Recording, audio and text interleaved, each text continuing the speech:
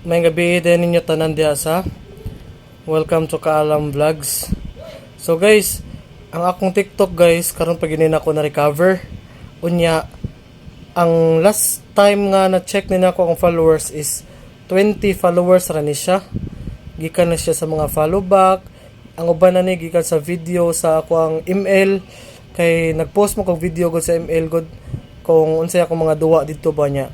Karon kay na may times nga lisod na kayo, daghan na kayo process ang email ba para mag-post sa TikTok. Mo to nga ni stop sa ko sa TikTok, nibalhin ko Facebook.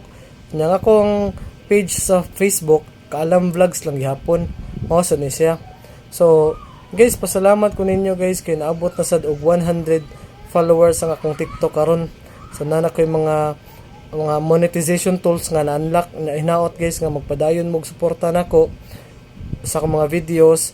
So, mao na ako ang kuan guys, target goal nako guys nga mataas pa nga ako ang mga followers.